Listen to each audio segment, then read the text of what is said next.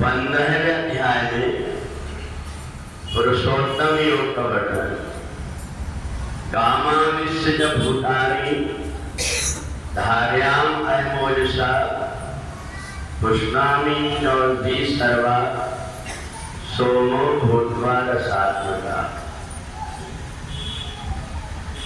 पुरुषोत्तम योग में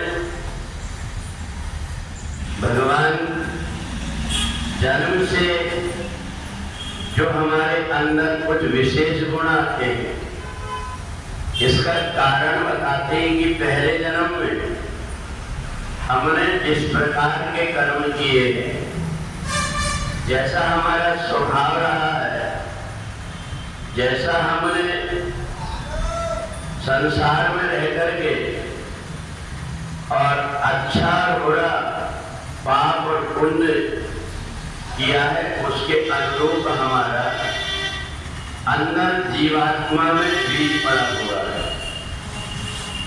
और इसलिए जन्म से कोई व्यक्ति सज्जन स्वभाव का होता है और कोई व्यक्ति दुष्ट स्वभाव का होता है। एक बीज जो होता है उसमें धीरे धीरे जब वो पेड़ बनता है तो उसमें जो फल लगते हैं, उसमें वही बीज जो जमीन में पड़ा हुआ था बाद में पेड़ बन गया, और उस पेड़ में जो फल लगते वो उसी के अनुरूप होते हैं जैसा वो बीज था। और इसलिए समझदार व्यक्ति संसार में आकर के सत्कर्म ज्यादा करता है। उसको पता है एक न एक दिन ये शरीर मिटेगा, परंतु मैं जो कुछ भी अच्छे कर्म कर रहा हूं, इससे मेरा वैसा स्वभाव बनेगा, वैसे मेरी प्रकृति बनेगी और ये अगले जन्म तक के मेरे साथ में रहेगा। और इसलिए ऐसा व्यक्ति जो सज्जन व्यवहार करता है, सज्जनता का जन्म लेने से, उसको हर व्यक्ति पुरुषोत्तम कहते हैं। और एक वो व्यक्ति होता है जो दूसरों को सताने वाला, दूसरों को कष्ट देने वाला होता है, उसको व्यक्ति दुर्जन कहते हैं। ये जन्म से उसने पहले से जो इकट्ठा किया हुआ है उसके अनुरूप उसकी प्रकृति बनती है। बहुत से व्यक्ति कोशिश ये करते हैं कि हम अपने स्वभाव को बदल लें, परंतु उनका जो स्वभाव होता है वो बदल नहीं पाता है शरीर, क्योंकि नीम को कितना भी मीठा लगा करके खाओ, वो अपना स्वभाव छोड़ती नहीं। तो इसलिए जो सज्जन व्यक्ति होता है, अपने आप का जो उसका जन्म का स्वाभाविक गुण है, उसको मिटाने के लिए कुछ कठिन परिश्रम करता है, तो परमात्मा के दरबार में सेवा करने लगता है। सेवा करने से उसका जो स्वभाव है उसमें तरलता आ जाती है और उसमें फिर दूसरी अच्छी चीज मिलकर के धीरे धीरे उसकी प्रकृति बदलने लगती है। और इसलिए कामाविश्य भूतानि धार्याम अयमोजसा, भगवान कहते हैं कि बाहर भी बहुत सी ऐसी चीजें हैं जो अपने स्वभाव को बदल देती। चंद्रमा में अमृत होता है, पेड़ जब थोड़ा बड़ा होता है तो उसकी किरणों से उसके अंदर अमृत आ जाते हैं। सूर्य में भी अलग प्रकार की गुण होते हैं।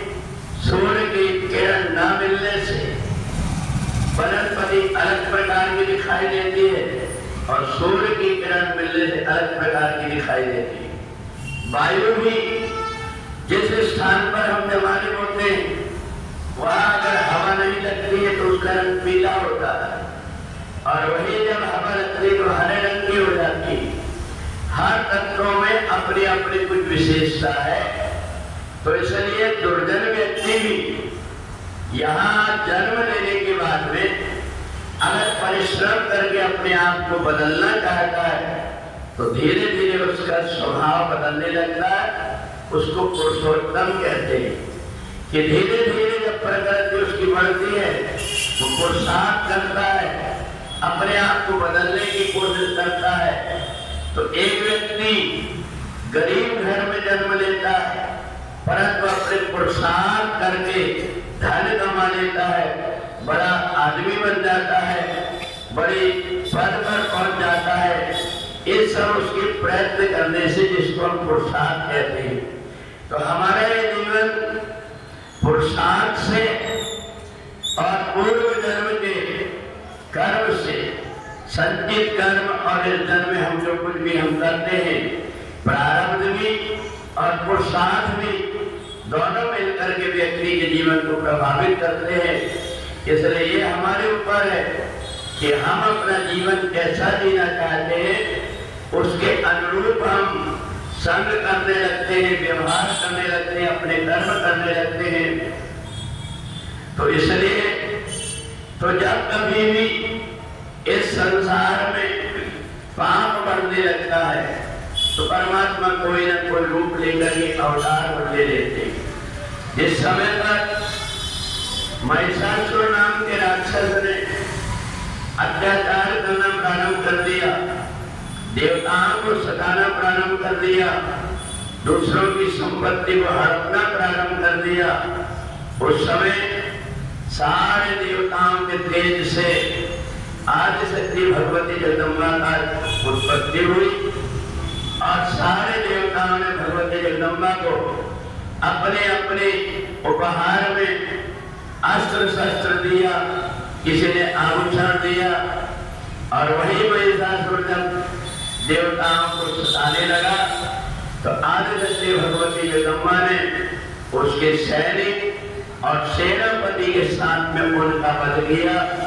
तो इसलिए जो व्यक्ति अच्छे कर्म करता है, देवता भगवती जगदम्बा उनकी सहायक हो जाती है, और जो व्यक्ति बुरे कर्म की तरफ चलता है, उसके जीवन में पग पग में कठिनाई आती है और अंत में उसकी दुर्गति होती है। इसलिए संसार में जब कभी भी कोई पाप कर पड़ता है, तो परमात्मा चाहे कोई भी रूप स्त्री या पुरुष का लेकर के और उस पाप को नष्ट करने के लिए अपने पृथ्वी में आ जाते हैं।